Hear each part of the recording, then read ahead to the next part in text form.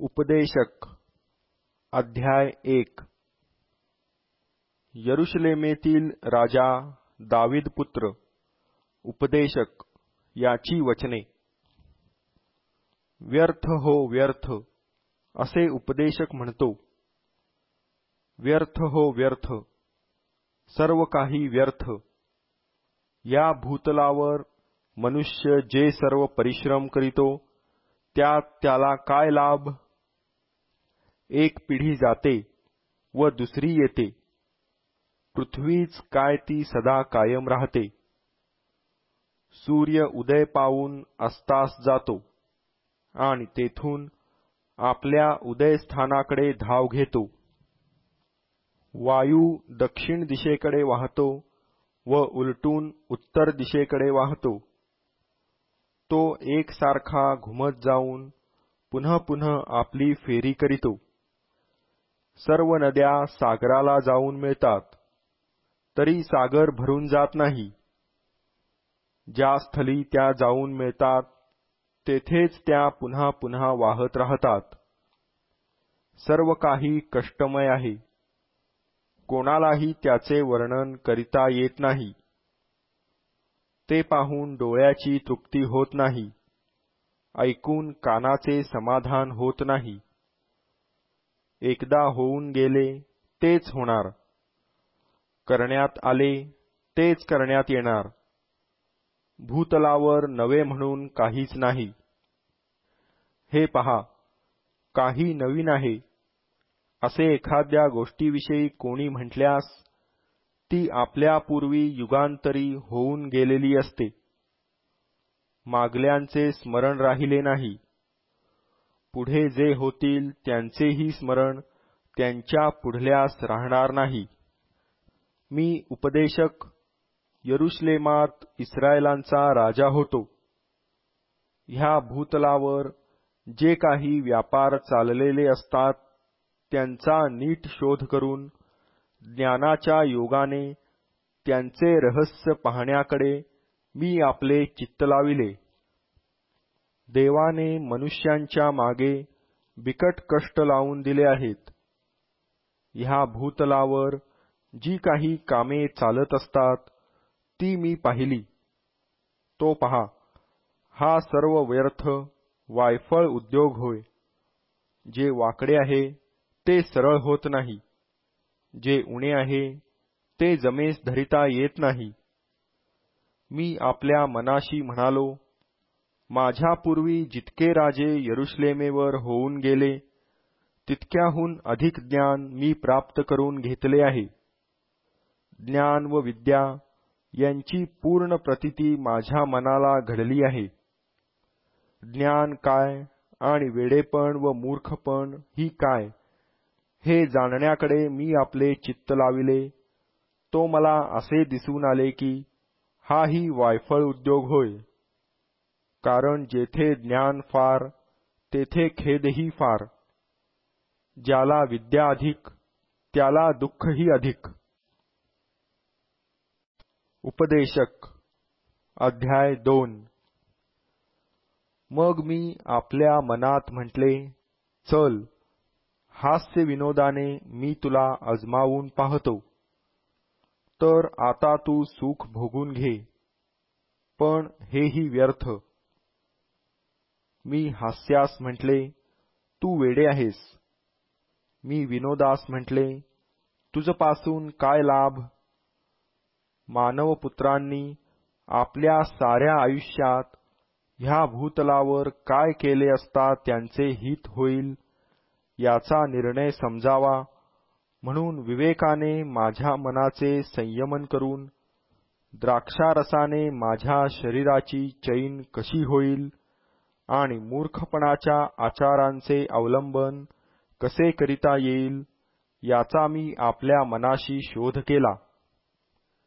मी मोठमोठी कामे हाती घेतली, आपल्यासाठी घरेदारे बांधिली, द्राक्षीचे मळे लाविले। मी आपल्यासाठी बागा व त्यात हर तऱ्हेची फळझाडे लावविली। वृक्षांची लागवड केलेल्या वनास पाण्याचा पुरवठा करावा म्हणून मी तलाव करविले. मी दासदासी खरेदी केल्या. माझ्या घरात जन्मलेले दास माझे झाले होते. खिल्लारे व कळप यांचे मोठे धन मजजवळ होते. तेवढे माझ्यापूर्वी यरुशलेमेत कोणाजवळ नव्हते. मी सोन्या रुपयाचा आणि राजाजवळ असणाऱ्या देशोदेशींच्या बहुमूल्य पदार्थांचा संचय केला. स्वतःसाठी गाणारे व गाणारणी मिळविल्या आणि मानवपुत्रास रंजविणाऱ्या अशा बहुत उपस्त्रिया मी ठेविल्या. असा मी थोर झालो. माझ्यापूर्वी यरुशलेमेत जे होऊन गेले त्यांच्यापेक्षा मी थोर झालो, तरी माझा विवेक कायम होता. माझे नेत्र ज्याची म्हणून वांछा करीत ते मी त्यांच्यापासून वेगळे केले नाही. मी कोणत्याही आनंदाच्या विषयापासून आपले मन आवरिले नाही, कारण ह्या सर्व खटाटोपाचा माझ्या मनास आल्हाद होत असे. ह्या सर्व खटाटोपापासून माझ्या वाट्यास एवढेच आले. मग मी आपल्या हाताने केलेली सर्व कामे आणि परिश्रम ह्यांचे निरीक्षण केले. तो पहा, सर्व काही व्यर्थ व वायफळ उद्योग होता. भूतलावर हित असे कशातच नाही. मग पहा, ज्ञान, वेडेपण व मूर्खपण याकडे मी लक्ष पुरविले. कारण राजाच्या मागून येणाऱ्या पुरुषाच्या हातून काय होणार? आजवर लोक जे करीत आले तेच तो करणार. मग माझ्या नजरेस आले की अंधकारापेक्षा प्रकाश जसा श्रेष्ठ, तसे मूर्खतेपेक्षा ज्ञान श्रेष्ठ. ज्ञानाचे नेत्र त्याच्या मस्तकात असतात आणि मूर्ख अंधकारात चालतो. असे असून सर्वांची गती एकच आहे असे माझ्या लक्षात आले. मग मी आपल्या मनात म्हटले, मूर्खाची जी गती तीच माझी. मग मी एवढा ज्ञानी झालो तरी कशाला? मी आपल्या मनात म्हटले, हेही व्यर्थच. मूर्खाप्रमाणेच ज्ञानाची आठवण सदा राहणार नाही, कारण पुढे येणाऱ्या काळी सर्वांचे विस्मरण होणार आहे. तर पहा, ज्ञानी कसा मरण पावतो, तर मूर्खाप्रमाणेच. यावरून जीविताचा मला वीट आला. कारण ह्या भूतलावर जे काही मानवी व्यवहार होतात ते मला अनुचित वाटले. एकूण सर्व काही व्यर्थ व वायफळ उद्योग आहे. माझ्या सर्व श्रमाचे फळ माझ्या मागून येणाऱ्याला ठेवून मला जावे लागणार आहे. हे लक्षात येऊन मी या भूतलावर जे काही परिश्रम केले त्या सगळ्यांचा मला वीट आला. तो सूज्ञ निघेल की मूर्ख निघेल हे कोणास ठाऊक. तरी जे काही मी परिश्रम करून व शहाणपण खर्चून ह्या भूतलावर संपादिले आहे त्यावर तो ताबा चालविणार, हेही व्यर्थच. यास्तव ह्या भूतलावर जे काही परिश्रम मी करीत होतो ते मी सोडून दिले आणि माझे मन हताश झाले. कोणी सुज्ञता, ज्ञान व चतुराई यांनी परिश्रम करून काही संपादावे आणि त्यासाठी ज्याने परिश्रम केले नाहीत त्याच्या वाट्यास ते ठेवून सोडून जावे, हेही व्यर्थ व मोठे अनिष्ट होय.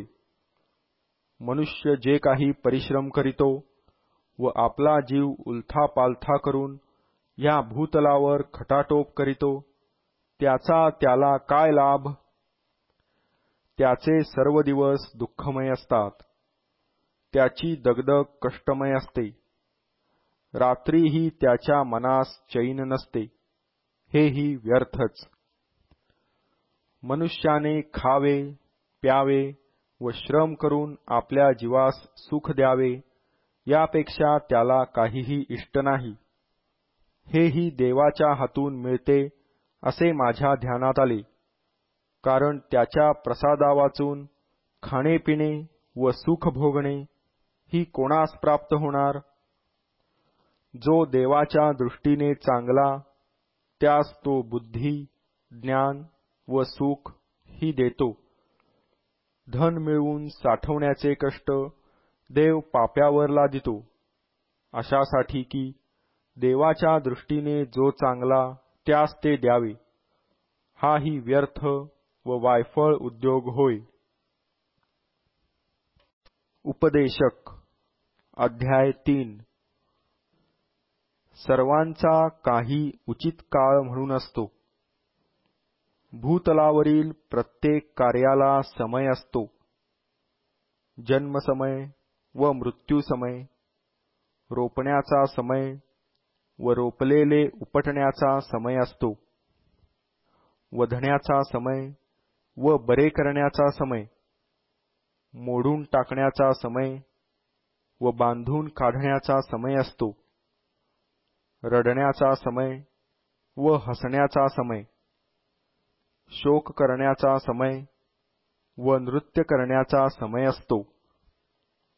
धोंडे फेकून देण्याचा समय व धोंडे गोळा करण्याचा समय, आलिंगन देण्याचा समय व आलिंगन देण्याचे आवरून धरण्याचा समय असतो. शोधण्याचा समय व गमावण्याचा समय, राखून ठेवण्याचा समय व टाकून देण्याचा समय असतो. फाडून टाकण्याचा समय व शिवण्याचा समय, मौन धरण्याचा समय व बोलण्याचा समय असतो. प्रेम करण्याचा समय व द्वेष करण्याचा समय, युद्ध करण्याचा समय व सख्य करण्याचा समय असतो. मनुष्य ज्यासाठी कष्ट करीतो त्यात त्याला काय लाभ? मानवजातीस जे कष्ट देव भोगाव्यास लावित असतो ते मी पाहिले आहेत. आपापल्या समयी होणारी हर एक वस्तू त्याने सुंदर बनविली आहे. त्याने मनुष्याच्या मनात अनंत कालाविषयीची कल्पना उत्पन्न केली आहे. तरी देवाचा आधीपासून अंतापर्यंतचा कार्यक्रम मनुष्याला उमगत नाही. मनुष्यांनी आमरण सुखाने राहावे व हित साधावे, यापरते इष्ट त्यास काही नाही हे मला कळून आले आहे. तरी प्रत्येक मनुष्याने खावे, प्यावे व आपला सर्व उद्योग करून सुख मिळवावे, ही देवाची देणगी आहे. मला हे देखील समजून आले की देव जे काही करीतो ते सर्व काळ राहणार. ते अधिक करिता येत नाही व उणे करिता येत नाही. मनुष्याने त्याचे भय धरावे म्हणून देव असा क्रम चालवितो. जे काही होत आहे ते पूर्वीच होऊन चुकले आहे आणि जे काही होणार आहे ते आधीच होऊन चुकले आहे. आणि देव गत गोष्टी पुन्हा आपल्या पुढे आणितो. शिवाय ह्या भूतलावर न्यायाचे स्थान पहावे तर तेथे दुष्टता आहे. धर्माचे स्थान पहावे तर तेथे दुराचार आहे. मी आपल्या मनात म्हटले, देव धार्मिकाचा आणि दुष्टाचा न्याय करील, कारण हर एक गोष्टीचा व हर एक कामाचा नेमलेला समय आहे. मी आपल्या मनात म्हटले, देव हे असे मानवपुत्रांकरिता करीतो ते ह्या हेतूने की त्यांना कसोटीस लावावे आणि आपण केवळ पशु आहो हे त्यास कळून यावे. मानवपुत्रावर प्रसंग येतात तसे पशुवर येतात. दोघांवरही एकच प्रसंग येतो. हा मरतो तसाच तोही मरतो. त्या सर्वांचा प्राण सारखाच आहे. पशूंपेक्षा मनुष्य काही श्रेष्ठ नाही, कारण सर्व काही व्यर्थ आहे. सर्व एकाच स्थानी जातात. सर्वांची उत्पत्ती मातीपासूनच आहे व सर्व पुन्हा मातीस मिळतात. मानव जातीचा प्राण वर जातो आणि पशु जातीचा प्राण खाली जमिनीत जातो की काय हे कोणास ठाऊक. ह्यावरून मी असा विचार केला की मनुष्याने आपले व्यवसाय करून सुख मिळवावे, यापरते इष्ट त्याला काही नाही. त्याच्या वाट्यास एवढेच आहे. त्याच्या मागे जे काही होणार ते त्याने पहावे, म्हणून त्याला परत कोण आणील. उपदेशक अध्याय 4. मग ह्या भूतलावर चालू असलेल्या सर्व जुलमांचे मी फिरून निरीक्षण केले. तो पहा, गांजलेल्यांचे अश्रू गळत आहेत, पण त्यांचे सांत्वन करणारा कोणी नाही. त्याचवर जुलूम करणाऱ्यांच्या ठायी बळ आहे, पण गांजलेल्यांचे सांत्वन करणारा कोणी नाही. म्हणून जे अद्यापि हयात आहेत त्यापेक्षा जे मरून गेले आहेत ते अधिक सुखी, असे मी म्हटले. जो अजून उत्पन्न झाला नाही, ज्याने ह्या भूतलावर घडणारी दुष्कर्मे पाहिली नाहीत, त्याची दशा ह्या दोघांपेक्षाही बरी. मग मी सर्व उद्योग व कारागिरी ही पाहिली. ही सर्व चढाओढीमुळे होतात. हाही व्यर्थ व वायफळ उद्योग होय. मूर्ख हात जोडून बसतो व आपल्याच देहाचा नाश करून घेतो. कष्टाने व वायफळ उद्योगाने भरलेल्या 2 मुठींपेक्षा शांतीने भरलेली 1 मूठ पुरवली. मग मी फिरून भूतलावरील व्यर्थ गोष्टी पाहिल्या. कोणी एकटाच असून त्याला दुसरा कोणी नाही. त्याला पुत्र किंवा बंधू नाही, तरी त्याच्या कष्टाला अंत नाही व धनाने त्याच्या नेत्रांची तृप्ती होत नाही. तो म्हणतो, मी हे श्रम करीतो व माझ्या जीवाचे सुख दवडितो, हे कोणासाठी? हेही व्यर्थ कष्टमय होय. एकट्यापेक्षा दोघे बरे, कारण त्यांच्या श्रमांचे त्यांना चांगले फळ प्राप्त होते. त्यातला एक पडला तर त्याचा सोबती त्याला हात देईल, पण जो एकटा असून पडतो त्याला हात देण्यास कोणी नसते. त्याची दुर्दशा होते. दोघे एकत्र निजले तर त्यास ऊब येते. एकट्याला ऊब कशी येईल? जो एकटा असतो त्याला कोणी माणूस भारी झाला तर त्याचा प्रतिकार दोघांना करिता येईल. 3 पदरी दोरी सहसा तुटत नाही. अधिकाधिक बोध ग्रहण करण्याचे कळत नाही अशा वृद्ध पण मूढ राजापेक्षा गरीब पण शहाणा तरुण बरा. कारण हा कारागृहातून निघून राजा झाला, पण तो आपल्या राज्यात जरी जन्मला तरी कंगाल झाला. हा जो दुसरा तरुण पहिल्याच्या जागी आला, त्याच्या पक्षाचे भूतलावरील सगळे लोक होते असे माझ्या नजरेस आले. ज्यांचा तो अधिपती झाला ते अगणित होते. तरी पुढील काळचे लोक त्याचविषयी आनंद पावणार नाहीत. निसंशय हाही व्यर्थ व वायफळ उद्योग होय. उपदेशक अध्याय 5. तू देवाच्या मंदिरी जातोस तेव्हा संभाळून पाऊल टाक. बोध श्रवण करण्यास समीप जाणे हे मूर्खाच्या बलिहवनापेक्षा बरे. आपण अधर्म करीतो हे त्यास कळत नाही. बोलण्याची घाई करू नको. देवासमोर कोणताही उद्गार तोंडावाटे काढण्यास आपले मन उतावळे करू नको.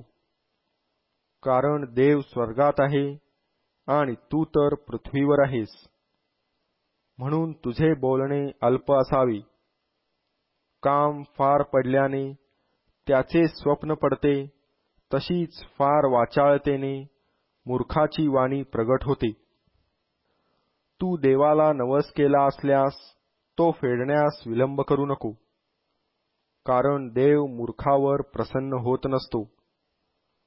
जो नवस तू केला असेल त्याची फेड कर.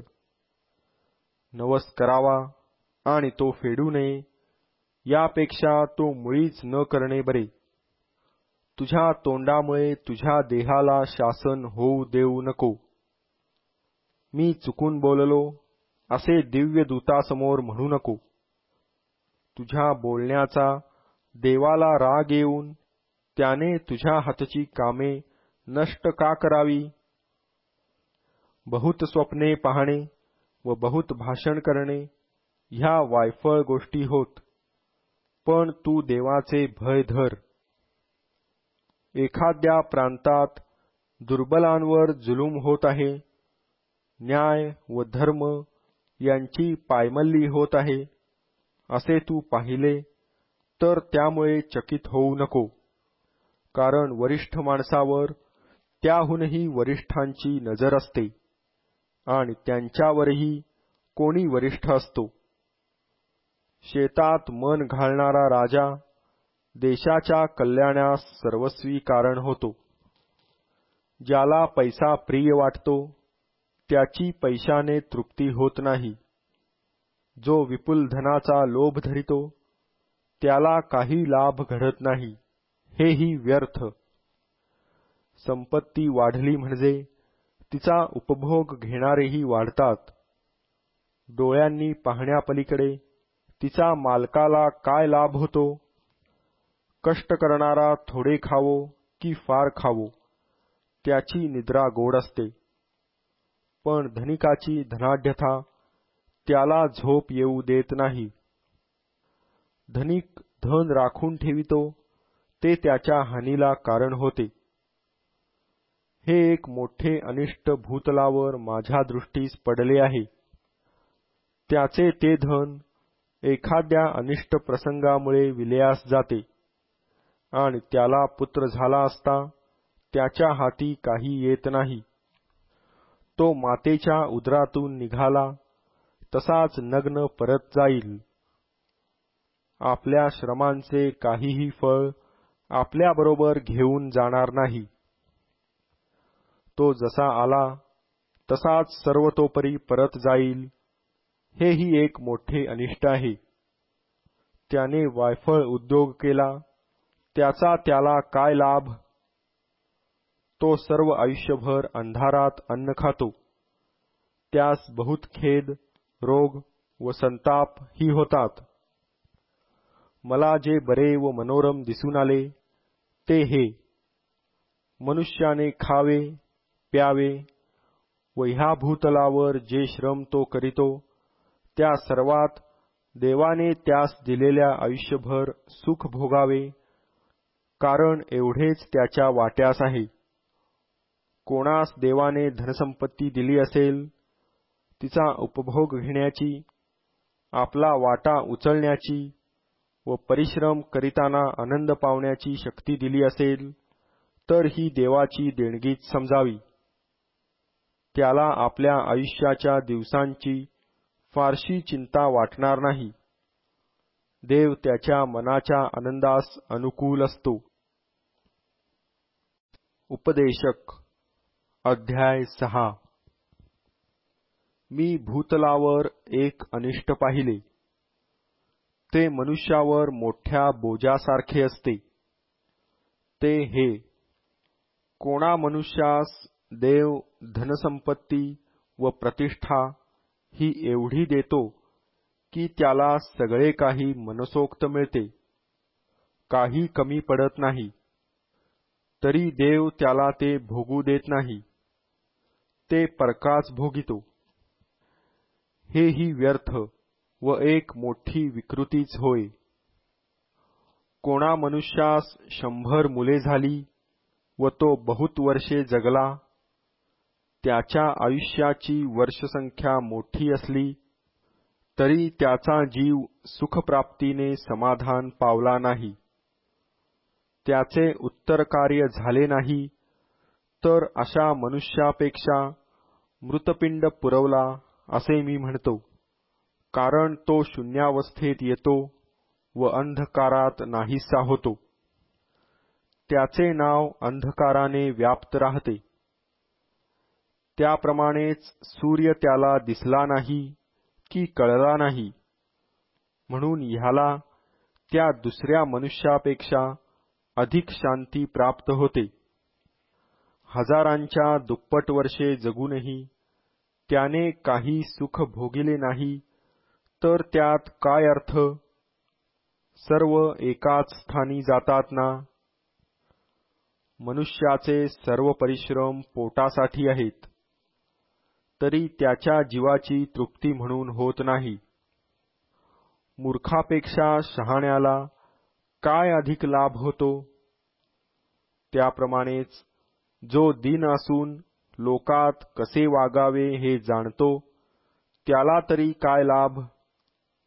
मन इकडे तिकडे धावू देण्यापेक्षा तुझ्या दृष्टीसमोर असलेल्या गोष्टीत सुख मानणे बरे. हाही व्यर्थ व वायफळ उद्योग होय. जे काही झाले आहे त्याला पूर्वीच नाव दिले होते. मनुष्याचे काय होणार हेही पूर्वीच माहीत असते. त्याजहून जो समर्थ, त्याच्याशी त्याला झगडता येणार नाही. व्यर्थतेची वृद्धी करणाऱ्या अशा बहुत गोष्टी आहेत.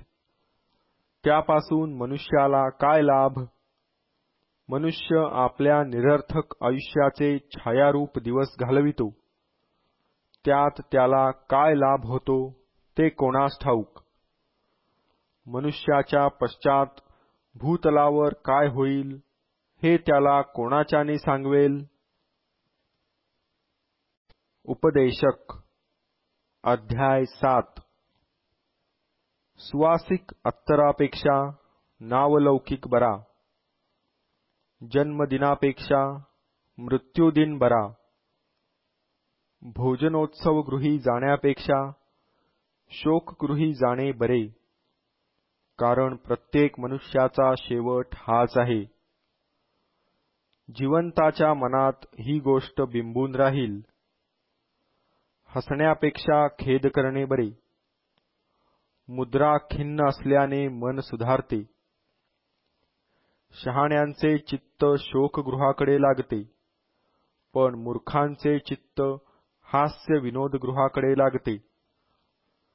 मूर्खाचे गायन ऐकण्यापेक्षा शहाण्याची निषेधवाणी ऐकणे बरे, कारण मूर्खाचे हास्य हंड्याखाली जळणाऱ्या काट्याकुट्यांच्या कडकडण्यासारखे असते.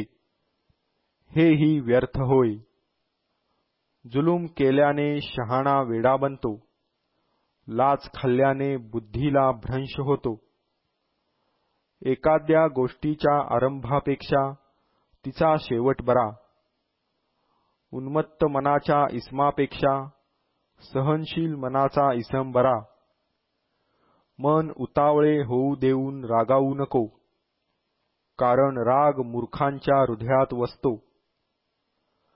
सांप्रतच्या पेक्षा पूर्वीचे दिवस बरे होते हे का, असे म्हणू नको. हे तुझे विचारणे शहाणपणाचे नव्हे. वतनाबरोबर शहाणपण असल्यास बरे. भूतलावर जन्म पावलेल्यास ते विशेष हितावह आहे.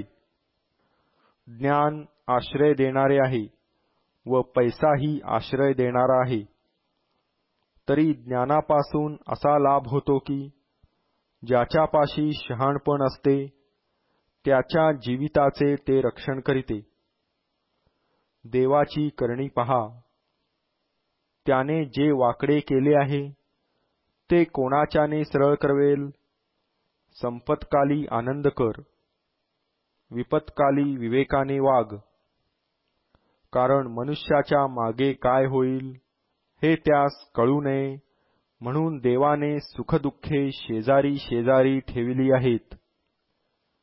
एखादा धार्मिक मनुष्य धर्माचरण करीत असतो तरी तो नष्ट होतो, आणि एखादा दुष्ट मनुष्य अधर्माचरण करीत असताही दीर्घायू होतो. हे सर्व मी आपल्या व्यर्थ गेलेल्या दिवसात पाहिले आहे. फाजील धार्मिक होऊ नको. मर्यादेबाहेर शहाणपणा मिरवू नको. तू आपला नाश का करून घ्यावा? दुष्टतेचा अतिरेक करू नको. मूर्ख होऊ नको. तू अकाली का मरावे? याला तू धरून राहावे आणि त्यापासून तू आपला हात मागे घेऊ नये हे बरे. कारण जो देवाचे भय धरितो तो या सर्वातून पार पडेल. नगरातल्या 10 अधिपतींपेक्षा शहाणपण शहाण्याचे अधिक चांगले रक्षण करीते. सदाचाराने वागणारा व पाप न करणारा असा धार्मिक पुरुष पृथ्वीवर आढळणार नाही. बोललेल्या सर्व शब्दांकडे लक्ष देऊ नको. देशील तर कदाचित तुझा चाकर तुला शिव्याशाप देताना ऐकशील. कारण तूही इतरास वारंवार शिव्याशाप दिले हे तुझ्या मनास ठाऊक आहे. मी ह्या सर्व गोष्टी विवेकाने अजमावून पाहिल्या आहेत. आपण ज्ञानसंपन्न व्हावे असे मला वाटले, पण ते मजपासून दूरच राहिले.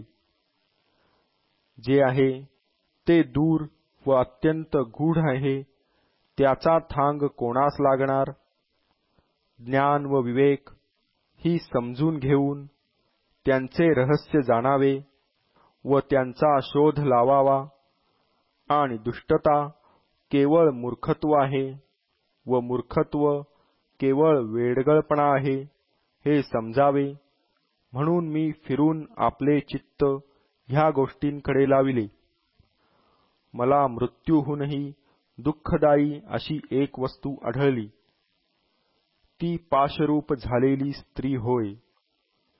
तिचे हृदय केवळ पारध्याचे जाळे आहे. तिचे हात शृंखला आहेत. जो पुरुष देवाला प्रिय असतो तोच तिच्या हातून सुटतो. पापी तिच्या तावडीत सापडतो. उपदेशक म्हणतो, हिशोब पहावा म्हणून एकंदर गोळाबेरीज करिता मला आढळून आले ते हे. पण मी आजवर धुंडाळीत आहे, तरी मला आढळले नाही ते हे. हजारात एक पुरुष मला आढळला, पण तेवढ्या स्त्रियात मला एकही स्त्री आढळली नाही. पहा, एवढेच मला आढळले की देवाने मनुष्य सरळ असा उत्पन्न केला आहे, पण तो अनेक कल्पनांच्या मागे लागला आहे. उपदेशक अध्याय 8. ज्ञानी पुरुषासमान कोण आहे?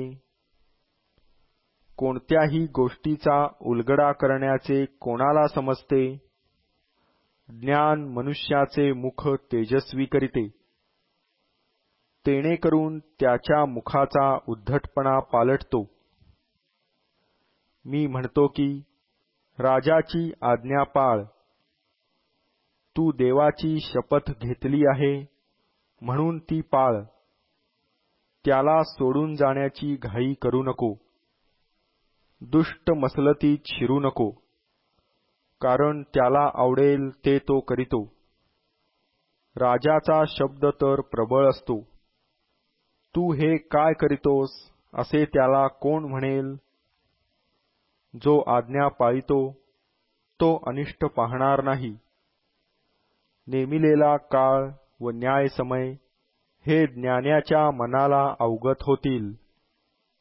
प्रत्येक गोष्टीला नेमिलेला काळ व न्याय समय असतो, कारण मनुष्याची भयंकर दुर्दशा होते.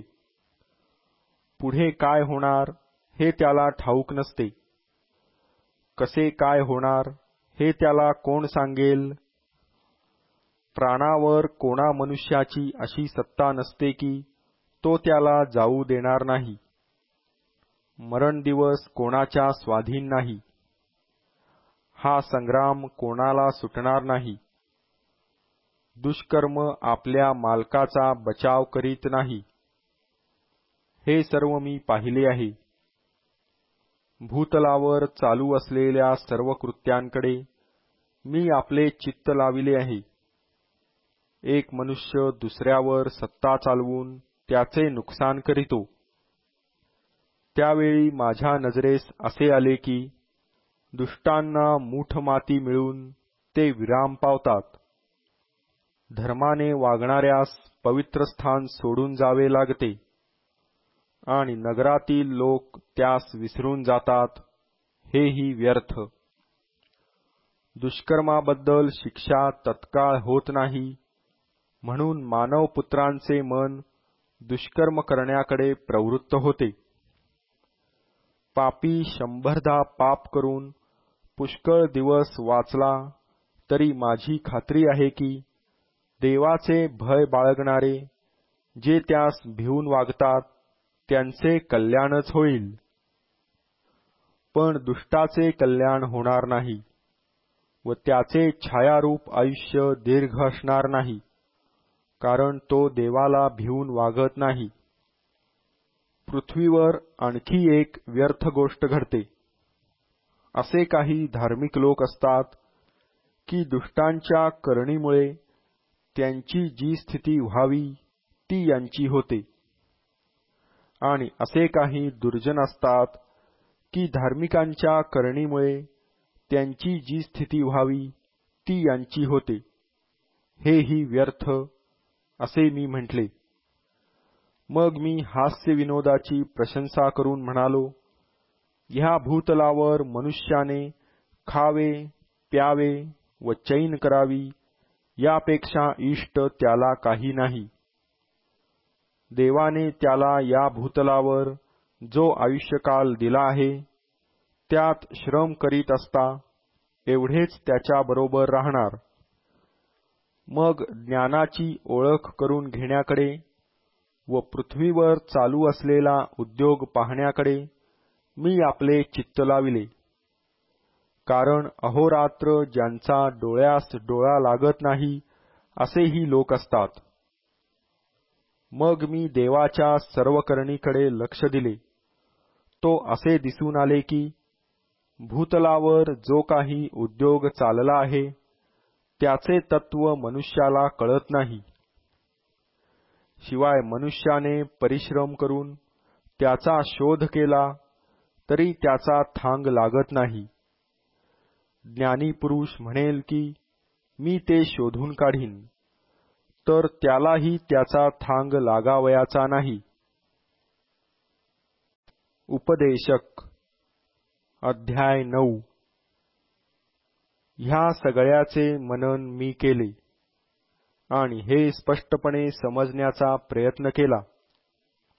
ते हे की धार्मिक व ज्ञानी आणि त्यांची कृत्ये ही सर्व देवाच्या स्वाधीन आहेत.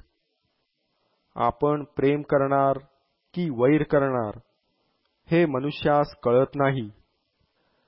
हे सर्व काही त्याला पुढे प्राप्त होणार असते. जे काही घडते ते सर्वांस सारखेच घडते.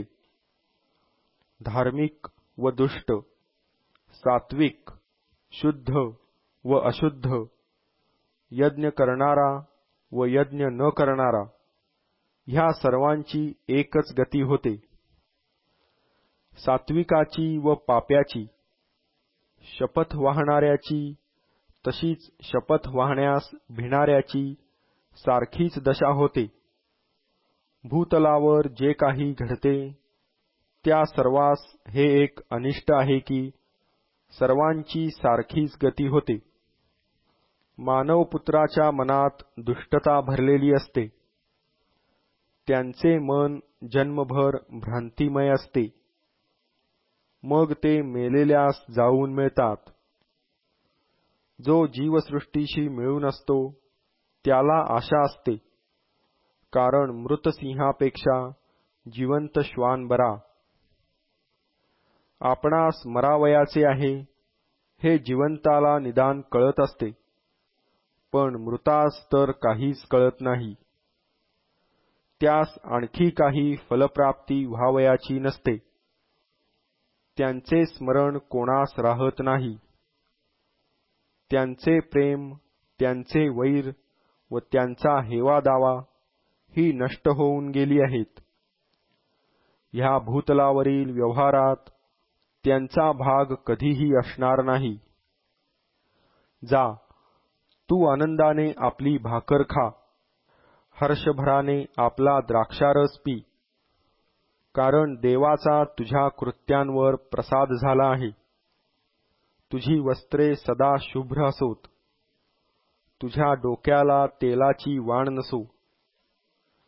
देवाने ह्या भूतलावर तुझ्या व्यर्थ आयुष्याचे जे दिवस नेमिले आहेत, ते तुझे सर्व व्यर्थ दिवस आपल्या प्रिय स्त्रीबरोबर सुखाने घालीव. आयुष्यात हा तुझा वाटा आहे. ह्या भूतलावर जे परिश्रम तू करीतोस, त्याचे हे फळ तुला आहे. जे काही काम तुझ्या हाती पडेल, ते आपले सगळे सामर्थ्य खर्च करून कर, कारण ज्या अधोलोकाकडे तू जावयाचा आहेस, तेथे काही उद्योग, युक्ती प्रयुक्ती, बुद्धी व ज्ञान यांचे नाव नाही. मी परत येऊन भूतलावर आणखी पाहिले, तो वेगवानासच शर्यतीत यश व वीरासच युद्धात विजयश्री मिळते असे नाही. शहाण्यानाच अन्न व समंजसानाच धन मिळते आणि ज्ञात्यांवरच अनुग्रह होतो असे नाही, तर सर्व कालवश व दैववश आहेत. कारण मनुष्याला स्वतःवर येणारा प्रसंग कळत नाही. अपायकारक जाळ्यात सापडणाऱ्या माशांप्रमाणे, पाशात अडकणाऱ्या पक्ष्यांप्रमाणे मानवपुत्रांवर अनिष्ट कालपाश अकस्मात पडतो, त्यात ते सापडतात. मी भूतलावर पुढील प्रकारचे ज्ञान पाहिले, ते मला फार थोर भासले. ते असे: एक लहानसे नगर होते, त्यात थोडेच लोक होते. त्यावर एका मोठ्या राजाने चढाई करून त्यास वेढा दिला व त्याच्यासमोर मोठाले मोर्चे लाविले. त्यात एक गरीब पण बुद्धिमान मनुष्य होता. त्याने आपल्या बुद्धिबलाने त्या नगराचा बचाव केला, पण त्या गरीब मनुष्याचे स्मरणही कोणाला राहिले नाही. तेव्हा मी म्हणालो, बलाहून ज्ञान श्रेष्ठ खरे, तथापि गरीबाची अक्कल लोक तुच्छ मानितात आणि त्याचे शब्द ऐकत नाहीत. मूर्खांच्या राजाने केलेल्या ओरडीपेक्षा शांतपणे ऐकलेले शहाण्यांचे शब्द बरे. युद्धशस्त्रांपेक्षा ज्ञान श्रेष्ठ आहे. एकटा पापी बहुत हिताची नासाडी करीतो. उपदेशक अध्याय 10. गंध्याच्या तेलास मरून पडलेल्या माशांमुळे दुर्गंधी येते व ते नासून जाते, तसा अल्पमात्र मूर्खपणाचा पगडा अक्कल व प्रतिष्ठा यावर बसतो. शहाण्याचे मन उजवीकडे, पण मूर्खाचे मन डावीकडे असते. मूर्ख आपल्या बुद्धीशी फारकत करून वाटेने चालला असता ज्याला त्याला म्हणतो, तू मूर्ख आहेस. तुझवर अधिपतीचा क्रोध झाला तर आपली जागा सोडू नको, कारण शांतीने मोठमोठी पापकर्मे टळतात. भूतलावर मी एक अनिष्ट पाहिले. ते अधिपतीच्या चुकीने होते असे मला दिसले. ते हे की मूर्खत्व अतिप्रतिष्ठित स्थानी स्थापित होते आणि श्रीमंतास नीचस्थानी बसावे लागते. चाकर घोड्यावर बसताना व सरदार चाकराप्रमाणे जमिनीवर पायी चालताना मी पाहिले. जो खाडा खणितो तोच त्यात पडतो. जो कुंपण तोडितो त्याला सर्प डसतो. धोंडे फोडणाऱ्याला त्यापासून इजा होते. लाकडे तोडणारा त्यामुळे धोक्यात येतो. लोखंडी हत्यार बोथटले व त्याला धार लाविली नाही तर अधिक जोर लावावा लागतो. कार्यसिद्धीस ज्ञान उपयोगाचे आहे. सर्पावर मंत्रप्रयोग होण्यापूर्वी तो डसला तर पुढे मांत्रिकांचा काही उपयोग नाही. शहाण्याच्या तोंडचे शब्द अनुग्रहपर असतात, पण मूर्खाचे तोंड त्यालाच ग्रासते. त्याच्या तोंडच्या शब्दांच्या आरंभी मूर्खपणा व त्याच्या भाषणाच्या अंती अपायकारक वेडेपणा असतो. मूर्ख फार वाचाळपणा करीतो, परंतु पुढे काय होणार हे मनुष्याला ठाऊक नसते. त्याच्या मागे काय होणार हे त्याला कोणाच्याने सांगवेल. मूर्ख श्रम करून करून थकतो, पण त्याला शहराची वाट देखील उमगत नसते. हे देशा, तुझा राजा अल्पवयी असला व तुझे सरदार प्रातःकाळी उठून खात पीत बसले तर तुझी दुर्दशा केवढी. हे देशा, तुझा राजा कुलीन घराण्यातला असला व तुझे सरदार निशेसाठी नव्हे तर बलप्राप्तीसाठी योग्य वेळी भोजन करीत असले तर तू धन्य. आळसाने घराचे छप्पर खाली येते, हाताच्या सुस्तीने घर गळते. ख्याली खुशालीसाठी मेजवानी करीतात, द्राक्षारस जीवास उल्हास देतो. पैशाने सर्व काही साध्य होते.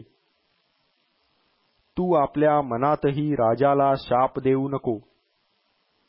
आपल्या निजावयाच्या खोलीत सुद्धा श्रीमंतास शिव्याशाप देऊ नको, कारण अंतराळातले पाखरू तुझे शब्द घेऊन उडून जाईल, पक्षी तुझी गोष्ट प्रगट करील.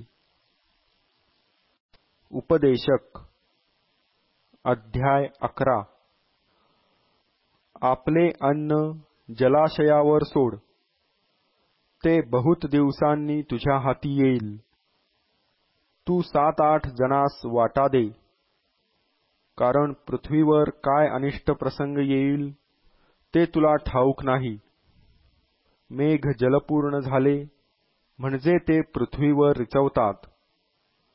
झाड दक्षिणेकडे पडो की उत्तरेकडे पडो, ते पडेल त्याच ठिकाणी राहणार. जो वारा पाहत राहतो तो पेरणी करणार नाही. जो मेघांचा रंग पाहत बसतो तो कापणी करणार नाही. वाऱ्याची गती कशी असते, गर्भवती स्त्रीच्या गर्भाशयात हाडे कशी बनतात हे तुला कळत नाही. तसेच सर्व काही घडविणाऱ्या देवाची कृती तुला कळत नाही. सकाळी आपले बी पेर, संध्याकाळीही आपला हात आवरू नको, कारण त्यातून कोणते फळास येईल, हे किंवा ते, अथवा दोन्ही मिळून चांगली होतील हे तुला ठाऊक नसते. प्रकाश खरोखर मनोहर असतो. सूर्यदर्शन नेत्रास रम्य असते. मनुष्य कितीही वर्षे जगला तरी ती त्याने आनंदाने घालवावी. अंधकाराचे दिवस बहुत असणार हे तो मनात वागवो. जे प्राप्त होणार ते सर्व व्यर्थच आहे.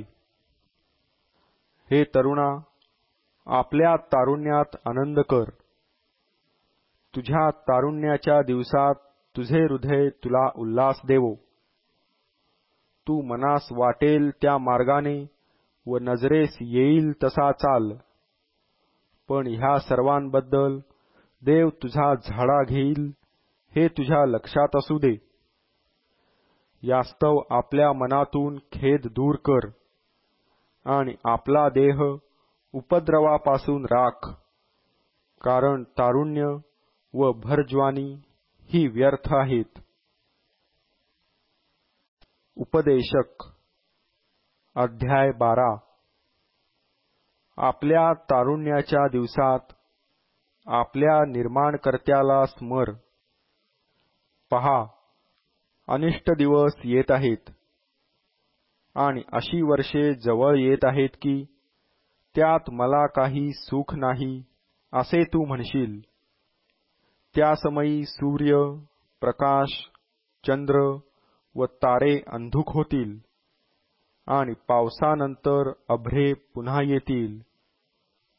त्या काळी घराचे रखवालदार कापतील, बळकट पुरुष वाकतील, दळणाऱ्या थोड्या उरल्यामुळे त्यांचे काम बंद पडेल, खिडक्यातून पाहणाऱ्या अंध होतील, जात्याचा आवाज मंद झाला म्हणजे बाहेरली दारे मिटतील, पक्षाच्या शब्दाने देखील त्याच्या निद्रेचा भंग होईल, सर्व गायनस्वर मंदावतील, ते चढावाला भीतील, रस्ता धोक्यांनी भरला आहे असे त्यास वाटेल, बदाम फुलेल, टोळसुद्धा जड असा वाटेल, वासना निमेल, कारण मनुष्य आपल्या अनंतकालिक निजधामास चालला आहे आणि ऊर बडवून रडणारे गल्ल्या गल्ल्यातून फिरतील.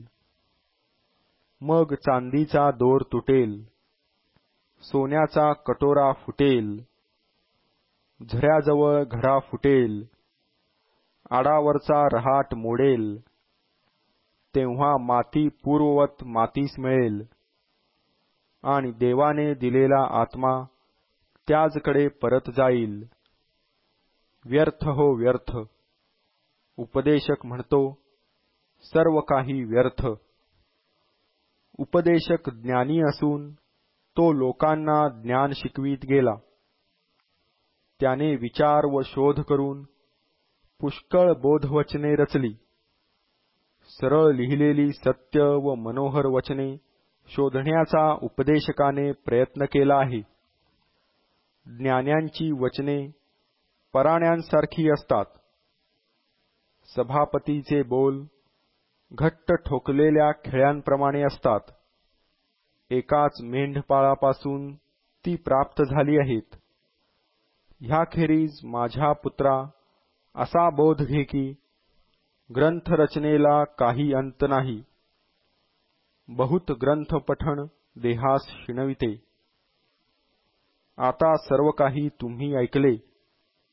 सर्वांचे सार हे की देवाचे भय धर व त्याच्या आज्ञा पाळ.